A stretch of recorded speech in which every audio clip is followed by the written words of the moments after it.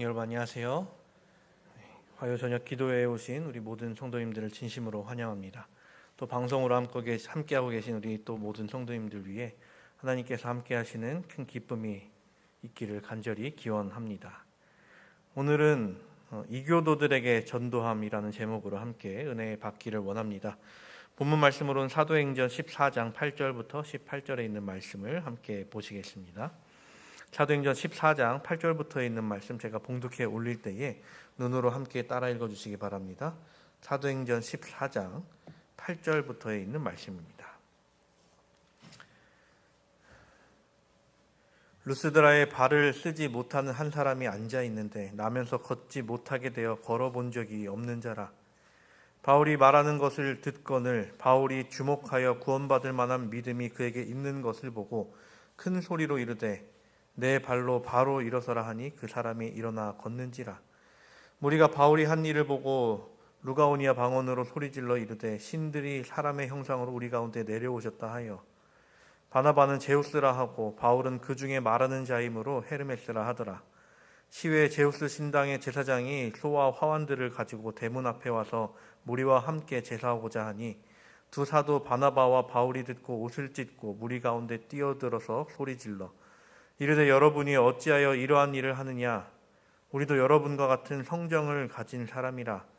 여러분에게 복음을 전하는 것은 이런 헛된 일을 버리고 천지와 바다와 그 가운데 만물을 지으시고 살아계신 하나님께로 돌아오게 함이라. 하나님이 지나간 세대에는 모든 민족으로 자기들의 길들을 가게 방임하셨으나 그러나 자기를 증언하지 아니하신 것이 아니니 곧 여러분에게 하늘로부터 비를 내리시며 결실기를 주시는 선한 일을 하사 음식과 기쁨으로 여러분의 마음에 만족하게 하셨느니라 하고 이렇게 말하여 겨우 무리를 말려 자기들에게 제사를 못하게 하니라. 아멘. 이교도라는 말이 있습니다. 이교도라는 말을 혹시 들어보셨습니까? 혹은 사용해 보셨습니까? 우리가 잘 사용하는 말은 아닙니다. 이제 이 이교도라는 말의 원어는 파가누스인데 이는 이제 시골뜨기 혹은 촌뜨기라는 말에서 온 것으로 보여집니다. 이제 촌이라는 말이 그렇게 물론 좋은 말로 사용되지 않는 경우가 많죠. 그런데 그 뒤에 어떤 말이 오느냐에 따라 더 안 좋아질 수도 있긴 합니다. 촌뜨기, 시골뜨기라고 하면 당연하게도 좋은 말이 아닙니다. 다분하게도 경멸하는 뜻으로 사용하던 말이었다는 것이죠. 이 이교도, 파가누스라는 말이 말입니다. 이 이교도라는 말을 그대로 보면 자신과 다른 종교를 믿는 사람을 일컫는 말이기도 합니다. 하지만 이 말은 다른 여타 종교보다 기독교, 유대교, 이슬람교와 같이 아브라함계 종교에서 쓰이던 표현이었다는 것입니다. 이 이교도라는 표현이 어느 때에 가장 많이 사용되었는가 하면 로마 시대였습니다. 그리스도교가 로마 제국의 국교가 되면서 비그리스도인을 파가누스로 부른 데서 이제 많이 알려지게 되었습니다. 어떻게 보면 이 이방인이라는 단어보다 더 공격적인 단어로 사용됐던 언어였습니다. 하지만 그렇게 강경한 뉘앙스를 지닐지언정 이 비그리스도인을 완전히 사람으로 보지 않았던 것은 아니었습니다. 유럽 안에는 이미 수많은 유대인들이 살았고 그 외에도 유대인보다 더 많은 이탈리아의 도시 국가들에는 무슬림과 무역하는 게 밥줄인 사람들도 있었습니다.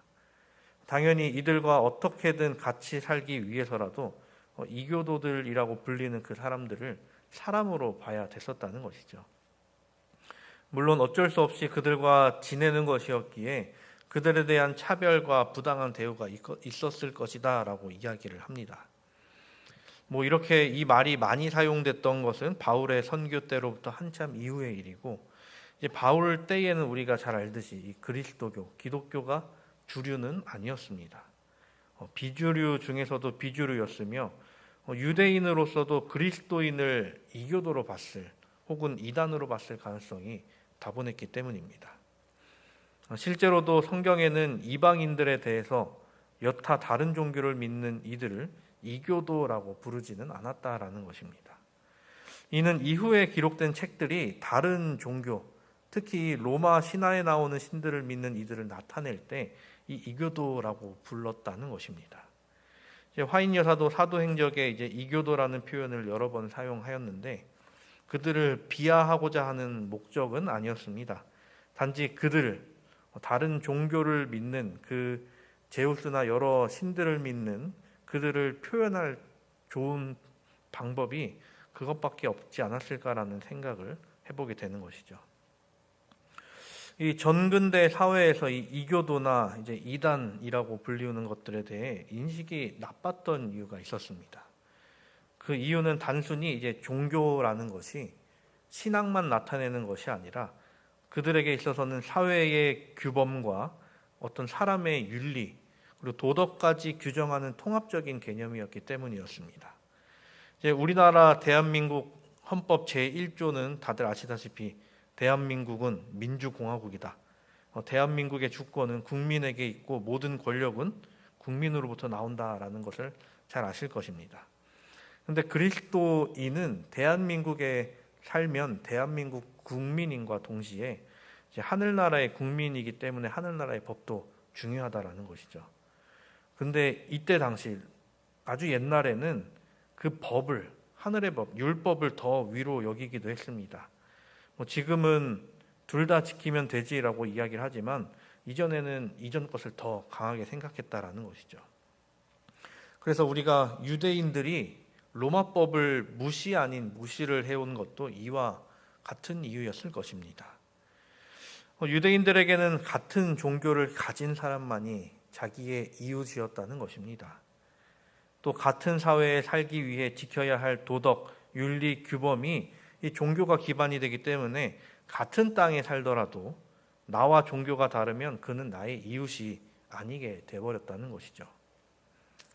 그래서 예수님께서 어떤 사람이 예수님께 물었었죠. 내 이웃이 누구입니까? 라고 물었을 때 예수님께서 하셨던 말씀은 이 선한 사마리아인의 비유였습니다. 유대인들에게 있어서 사마리아인은 다른 종교를 가진 우리의 이웃이 아니었지만 정작 우리의 진짜 이웃은 그 사마리아인과 같은 사람이었다라는 것이었습니다. 오늘 우리는 바나바와 바울이 계속해서 선교 여행을 떠나는 것을 보게 됩니다. 사울이 이후에 도착한 곳은 이고니온이라는 곳이었습니다. 여기는 특별한 목적 없이 그저 환락만을 찾는 사람들에게 아주 매력적인 휴양지였다라고 이야기를 합니다. 그렇게 이곳에도 정말 많은 사람들이 모여 있었죠. 로마 사람, 헬라 사람, 유대인 등 이 전에 있었던 안디옥과 비슷하게 여러 나라의 여러 문화를 가진 사람들이 모여 있었습니다. 바울과 바나바는 안디옥 때와 같이 이곳에서도 먼저 동족인 유대인들의 회당에서부터 일을 시작합니다. 그렇다면 이곳에서의 선교 활동은 어땠을까요? 물론 하나님께서 함께 하셨더라면 이곳이 성공적이었겠죠. 물론 정말 많은 사람들이 회심을 하기도 했고요. 그곳에 있던 유대인들 여럿과 헬라인들이 그리스도의 복음을 받아들이게 됩니다. 하지만 우리가 또 예상했듯 계속해서 좋지만은 않았습니다. 이전 선교지에 있었던 것처럼 믿지 않는 유대인들이 상식에 어긋난 말로 참된 믿음을 받아들인 사람들을 반대합니다. 거기에 이방인들까지 진리에 대항하는 일에 끌어들이게 되죠. 그런데도 이제 사도들은 선교 사업에 물러날 생각이 없었습니다. 그렇게 날마다 수많은 사람들이 그리스도의 교훈을 듣고 회심하며 받아들이는 것을 보게 되죠. 사도들은 충실하게 반대와 시기, 편견에 대항해 나갔습니다. 매일 하나님의 능력을 힘입어 제자들에게 기적이 나타나 보였죠. 사도들이 꺾이지 않는 것과 마찬가지로 이 반대하는 세력의 열심도 더 늘어난 게 문제였습니다. 이제 말도 안 되는 방법으로 이 사도들을 비난하다 보니 이제 사도들은 쓸데없이 이 권력자들 앞에 여러 번 소환되기도 합니다. 그렇지만 이 사도들은 그때마다 그 사람들 앞에 자신들의 입장을 변호하게 됩니다. 그곳에 있던 치안 판사들은 그들에 대해 들었던 이 거짓말 때문에 편견을 가지고 있던 사람이었는데 물론 그들을 어떻게 자신의 힘으로 정죄할 방법은 없긴 했습니다. 그래서 이제 사도들을 불러서 너네들 왜 여기서 분란을 일으키냐라고 이야기를 했지만 그들이 왜 이 일을 하는지, 그리고 이 일이 왜 중요한지에 대해서 설명했을 때 그 치안 판사라고 불리는 사람들도 이 사도들을 인정할 수밖에 없었습니다. 물론 이 전에 있던 그 유대인들이 이들을 고발할 때 이들이 되게 문란한 사람들로 이야기를 했지만 만나서 이야기를 해보니까 굉장히 유식하고 말도 잘하고 이들이 가진 것에 논리가 있음을 보고 이들한테는 죄가 없다라고 판단했던 것이죠. 법을 어기는 사람들이 아니라 법을 준수하게 하는 시민이 이들이다라고 판단했던 것이었습니다. 유대인들의 바람과는 반대로 이 사도들의 기별이 더 많은 사람들에게 전해지는 기회가 되기도 하였습니다.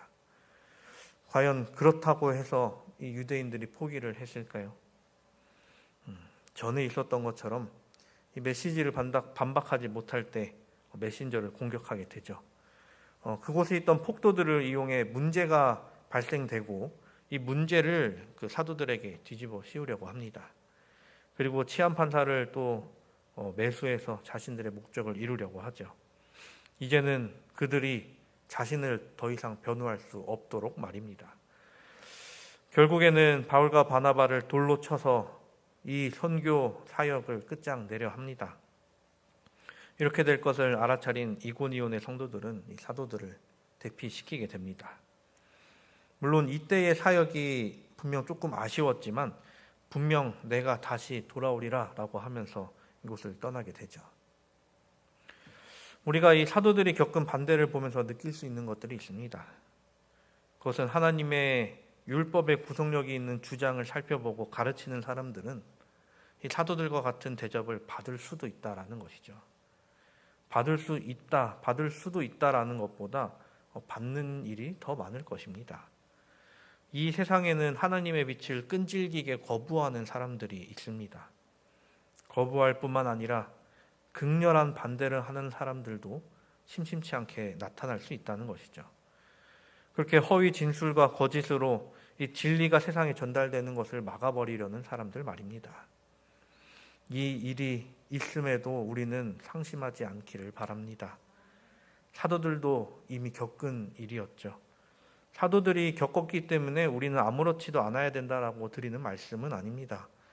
이 모든 것을 견디고 전하는 것이 사도들이었기에 우리도 이 모든 것을 견디고 전해야 하는 것이죠. 반대가 두렵다 하여 복음을 전하지 않게 된다면 얼마나 많은 사람이 이 복음을 전해 듣지 못하겠습니까? 이 세상에 죽어가는 사람들을 위하여 언제나 낙심치 말고 그들을 살리기 위해 나아가는 우리 모두가 되기를 간절히 바랍니다. 그렇게 이고니온에서 떠난 바울과 바나바는 루스드라와 더베로 가게 됩니다. 이곳은 처음에 말씀드렸던 이 이교도와 미신적인 신앙을 가진 사람들이 많은 지역이었습니다. 하지만 그런 그들에게도 그리스도의 기별을 듣고 받아들일 사람들이 분명 있었습니다. 이곳에서는 이전에 있었던 지역과는 조금 다르게 유대인이 별로 없는 지역이었습니다. 회당조차도 없던 지역이었죠. 그만큼 유대인들로부터의 반대를 만날 일이 적었습니다. 사도들은 그곳에서 정말로 여러 계층의 사람들을 만날 수 있었죠. 그 외에도 정말 많은 수의 우상들, 정말 많은 수의 미신들, 또 정말 많은 수의 종교가 그 안에 있었습니다. 이들에게 그리스도를 전해야 하는 것 솔직히 쉽지 않았습니다. 하지만 이 동족들의 반대 때문에 기회를 잃어버린 일에 비하면 사도들에게 이것은 일도 아니었을 것입니다. 우선 이 루스드라를 살펴보면 이곳에는 제우스 신전이 크게 있었고 사람들에게 많은 영향을 끼치고 있었습니다. 이 바울과 바나바는 그런 곳에서 당당하게 서서 유창한 웅변으로 그리스도를 전하게 되었습니다. 느닷없이 등장한 두 사람, 그런데 그들이 전하는 메시지가 워낙 좋다 보니까 사람들이 또 몰려들게 되죠. 그런데 문제는 그들이 이 그리스도라는 존재를 알아차리는 방식이 문제였습니다.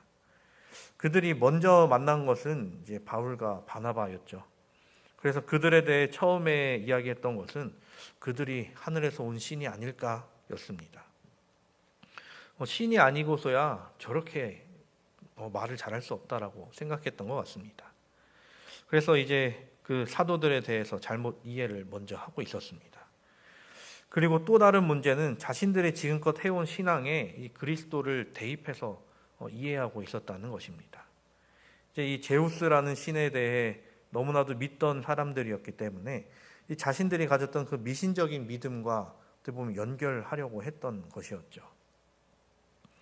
바울은 그런 그들에게 그리스도와 하나님을 알립니다. 그리고 그들이 무엇에 친숙한지를 알아서 그것을 통해서 하나님이 어떤 분인지를 명확하게 알게 하려 하였습니다. 우리가 전에 들어 알듯이 그리스 로마 신화에 등장하는 신들은 대부분 이 자연과 연결된 부분이 많죠. 그들의 주신이었던 제우스는 번개의 신이었고 그 외에도 뭐 해의 신이 있었고 달의 신도 있었죠. 그리고 각 별에도 신이 있었으며 자연마다 신이 있었습니다. 이런 이들에게 우리 눈에 보이는 태양과 달, 별들이 있는 창공을 보게 합니다. 그리고 각각 때에 맞춰서 변하는 그 계절의 아름다운 질서, 그리고 봉우리가 흰 눈으로 덮인 장엄한 산들, 그리고 우뚝 선 나무들, 그리고 천연계의 다양한 신비를 알리게 됩니다. 이런 것들은 이제 유한한 인간의 이해와 한계를 넘어서는 깊이와 능력을 보여주는 것이죠. 그리하여 사도들은 그곳에 있던 이교도들이 전능하신 하나님께서 만드신 작품을 통해 이 하나님을 증거하게 됩니다. 그리고 이어서 우리를 위해 이 땅에 오신 하나님의 아들 그리스도에 대해 말하였습니다. 왜 하나님의 아들이 이 땅에 와야만 했는가? 그것은 바로 우리를 사랑해서였다라고 이야기를 합니다. 이어서 그분의 생애와 그분께서 하신 일을 그들 앞에서 증거하게 되죠. 그리고 그분이 구원하러 오신 사람들로부터 받으셨던 반대, 그리고 악한 사람들에게 당한 시련, 그리고 마지막엔 십자가에 달려 돌아가신 것까지 말입니다. 근데 거기서 그리스도의 사역이 끝난 것이 아니라 지상 사업의 완성을 위해 죽음으로부터 다시 살아나셨던 일, 그뿐 아니라 온 세상을 만드신 분 앞에서 이 죄인들을 변호하기 위해 승천하신 일을 말하였습니다. 그리스도의 생애에 관해 전할 때 예수께서 아픈 자들을 치유하신 것에 대해서도 말했습니다. 그런 와중에 그 앞에 한 앉아있던 안진뱅이라고 불리는 사람이 있었죠. 그는 사도들이 전하는 메시지를 듣고 그리스도의 복음을 받아들였습니다. 그런 그를 보고 있던 바울의 마음에 동정심이 들었습니다. 그는 날 때부터 걷지 못하는 자였지만, 그는 어쩔 수 없이 걷지 못하는 자였지만, 그는 자신이 그리스도를 만난다면 걸을 수 있을 것이다 라는 믿음을 가졌던 그에게 바울이 다가갑니다. 바울은 그 사람을 보면서 예수께서는 비록 하늘로 승천하셨지만 여전히 사람의 친구이시며 의사심을 알리게 됩니다. 그렇기에 예수께서는 이에게 긍휼을 베푸시리라 믿으며 그에게 나아가 일어나라 라고 합니다. 많은 사람이 보고 있는 그 자리에 그는 어떻게 했을까요? 날 때부터 앉아있는 자세로 살아있어야 되는 그는 많은 사람이 그를 이미 안진뱅이로 기억하고 있었습니다. 그런데 그가 바울이 전한 그리스도를 믿음으로 붙잡고 그 명령을 따르게 됩니다. 이전에 허약한 안진뱅이로 지낼 때 결코 경험해 보지 못한 일을 경험하게 되죠. 그런 앉아있던 그가 이제는 일어나 걷기도 하고 뛰기도 하였다라고 하였습니다. 이 사람이 일어나는 기적을 봤던 사람들은 어떤 반응을 보였을까요? 이 일은 현대를 살아가는 우리가 봐도 참으로 놀라운 일인데 그 당시에는 얼마나 더 했을까요? 그 안진뱅이는 그 동네에 모르는 사람이 없을 사람이었습니다. 마치 사도행전 초반에 나온 성전 미문에 앉아 있다가 베드로로부터 일으킴을 받았던 그 사람처럼 항상 그 자리에 있던 사람이었던 것이죠. 바울과 바나바가 이곳에 오기 수십 년 전부터 그 자리에 앉아 있던 사람이기에 누구도 그 사람이 사기를 칠 사람이라고 생각하지 않았습니다. 이고니온에 있던 사람들은 바울과 바나바를 보고 신이 이곳에 왔다고, 저 사람들에게 신이 임했다라고 합니다. 신화에는 이제 가끔 신이 사람의 모습을 하고 사람 세상으로 온다는 이야기가 있어서 그들이 신이다라고 생각했던 것이죠. 제우스와 헤르메스로 말입니다. 우선 바울을 이제 헤르메스라고 여겼다라고 성경은 이야기하죠.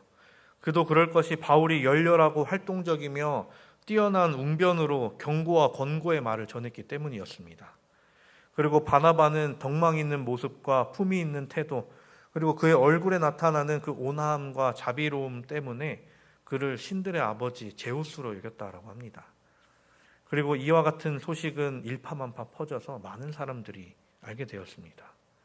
그래서 이제 바울과 바나바가 있던 곳에 제사장들이 몰려오고 사람들이 그들에게 짐승의 희생을 드리려 하고 예물과 화환, 각종 보물을 가져오게 됩니다. 처음에는 바울과 바나바가 이게 뭔가 했을 것입니다. 근데 왜 이렇게 하는지 이유를 들었을 때 바울은 가만히 있지 않았습니다. 옷을 찢으며 무리 가운데 뛰어들어갑니다. 바울은 백성들의 그 웅성거리는 소리를 능가하는 높고도 우렁찬 목소리로 그들에게 집중하라라고 고함을 합니다. 그리고 그들에게 말합니다. 15절부터 17절까지 있는 말씀. 이르되 여러분이 어찌하여 이런 일을 하느냐? 우리도 여러분과 같은 성정을 가진 사람이라. 여러분에게 복음을 전하는 것은 이런 헛된 일을 버리고 천지와 바다와 그 가운데 만물을 지으시고 살아계신 하나님께로 돌아오게 함이라. 하나님이 지나간 세대에는 모든 민족으로 자기들의 길들을 가게 방임하셨으나 그러나 자기를 증언하지 아니하신 것이 아니니 곧 여러분에게 하늘로부터 비를 내리시며 결실기를 주시는 선한 일을 하사 음식과 기쁨으로 여러분의 마음에 만족하게 하셨느니라 하고, 이 일 뒤에는 어떻게 됐을까요? 그들이 하나님을 받아들였을까요? 아쉽게도 그렇지 못했죠. 그들은 자신들이 믿던 신이 아닌 것을 듣고 또 제사를 하지 말라는 것을 듣고 그들은 상심하여 돌아가며 반대를 하게 됩니다. 여기서 우리가 살펴봐야 할 것은 이 사도들의 대처 방식입니다. 사람들이 이 사도들에 대해서 분명 오해하고 있었습니다. 그 오해를 잘만 이용하면 사도들이 그 한마디 던졌을 때 그 사람들이 아마 다 그리스도를 믿게 할 수도 있었을 것입니다. 하지만 바울은 그러지 않았습니다. 그럴 만한 이유, 그래야만 하는 이유가 분명 있었죠. 우선 하나 생각해 볼 수 있는 것은 바울은 자신이 칭송받아야 하는 사람이 아님을 알았기 때문이었습니다. 안진뱅이를 일으키는 기적을 일으킨 것은 바울의 능력이 아니었습니다. 그 모든 일을 행하신 분은 하나님이셨죠. 하나님께서 하신 일로 사람이 칭송받아서는 안 되는 것을 바울이 알았기 때문이었습니다. 하나님의 일을 할 때는 분명 하나님만 드러나야지, 사람이 그곳에서 영광을 받으려 한다면 결국 사람의 일이 돼버리고 말기 때문입니다. 이를 알았기 때문에 바울은 갑자기 찾아온 사람들을 말렸습니다. 또 다른 이유는 이 선교에 있어서는 모든 일이 선하고 의롭게 이루어져야 하기 때문입니다. 이는 결과뿐만 아니라 과정도 포함된다는 것이죠.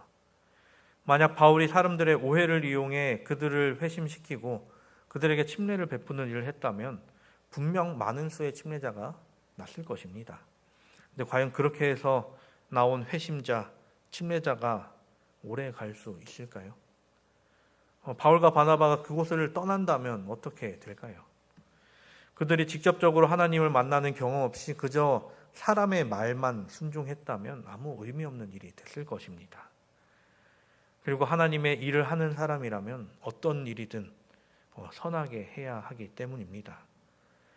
사람이란 물론 이 결과에 집착하는 경향이 있죠. 결과만 좋으면 그만이라고 생각했을 수도 있습니다. 하지만 우리가 하는 일은, 우리가 해야 하는 일은 의를 향하여 가는 일인데 그 과정도 당연히 의로워야 한다라는 것입니다.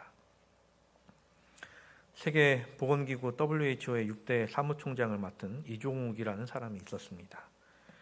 국제기구의 선출직 수장을 역임한 최초의 한국인이라고 하죠. 예방백신 사업국장 시절 소아마비 유병률을 세계 인구 1만 명당 1명 이하로 떨어뜨리는 성과를 내서 백신의 황제라고 불리우던 사람이기도 합니다. 이 사람이 WHO 사무총장으로 취임하게 되면서 했던 연설 중 그가 했던 말이 있습니다. 의사로서, 어떻게 보면 사람들의 목숨을 책임지는 사람으로서 이렇게 이야기를 했습니다. 우리는 옳은 일을 해야 합니다. 올바른 장소에서 해야 하며 올바른 방법으로 해야 합니다. 이 말은 어떤 일이든 생각해야 하는 말이라고 생각합니다. 이 시대가 성과 만능주의를 내세우므로 많은 사람들이 어려움을 겪기도 합니다. 물론 이 성과라는 것이 너무나 중요하긴 하죠. 근데 그 일이 누군가를 위하는 일이 될 때에는 분명 달라져야 한다는 것입니다. 사람을 살리는 일, 그리고 영혼을 살리는 일에 있어서는 장소와 방법 모두가 올바른 방법으로 해야 합니다. 바울이 자신을 높이려는 사람들을 붙잡고 하나님을 알린 것처럼 말입니다. 비록 그렇게 해서 원하는 대로 이루어지지 않는다 할지라도 그렇게 해야 한다는 것이죠. 사랑하는 우리 성도 여러분, 이 마지막 시대에도 진리의 말씀을 원칙이 없는 이들에게 전해야 할 것입니다. 세상에 있는 사람들이 다 나 같지만은 않을 것입니다. 그런 그들에게도 하나님이 전해져야 합니다. 마치 이교도들에게 복음을 전했던 사도들과 같이 말입니다. 근데 그들을 이교도 취급하는 것이 아닌 하나님의 기별이 필요한 자들로 여겨야 우리의 말과 행동이 올바르게 될 수 있다는 것입니다.